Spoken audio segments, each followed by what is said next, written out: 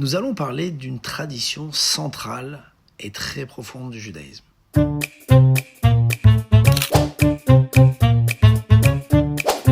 La Brit Mila, la circoncision. Alors littéralement, c'est l'alliance de la coupure, oui, puisqu'elle consiste à retirer l'excroissance du membre masculin.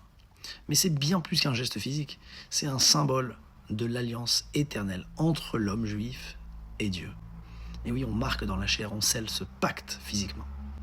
La Brit Mila se fait traditionnellement le 8e jour, coûte que coûte. Yom Hashemini, c'est écrit, même si c'est Shabbat, même si c'est Yom Kippour, même si c'est un jour triste.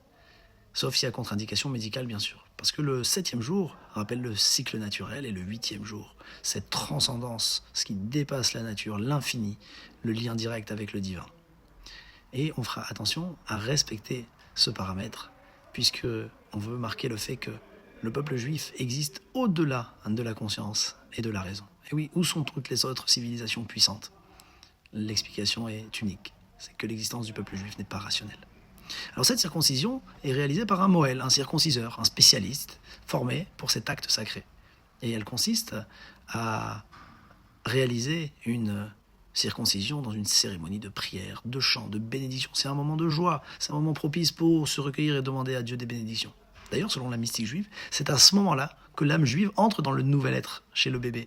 C'est également le moment où on donnera le nom. Et oui, avant on ne connaît pas le prénom. Des garçons avant 8 jours, vous verrez, renseignez-vous autour de vous. Et ce choix du prénom est très important, puisqu'il aura une importance particulière. Et pour cela, on choisira le nom, le prénom d'une personne exemplaire, d'un personnage illustre, qui transmet un souvenir familial.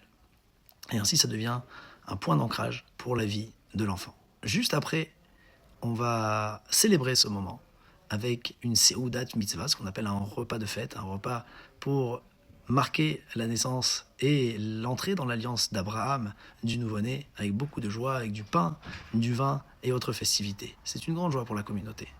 Et l'occasion de se rappeler que la vie et l'alliance avec Hachem se célèbrent toujours avec allégresse. Pour finir, il s'avère que cette semaine, la paracha de Lech Lecha, c'est le moment où Abraham, dans notre portion biblique, a réalisé pour la première fois de l'histoire la circoncision, à l'âge de 99 ans. Il a attendu l'injonction divine avant d'agir sur la matière, car retirer et faire une entaille dans son corps n'était pas autorisé. Il fallait attendre la permission de l'Éternel qui lui a prêté ce corps en quelque sorte. Et donc la Brit Mila nous rappelle notre lien avec Hachem et que celui-ci dépasse le naturel et s'est inscrit dans la chair et l'âme et qu'il est transmis de génération en génération. Donc la Brit Mila, c'est pas juste un rituel ancien, c'est un acte de foi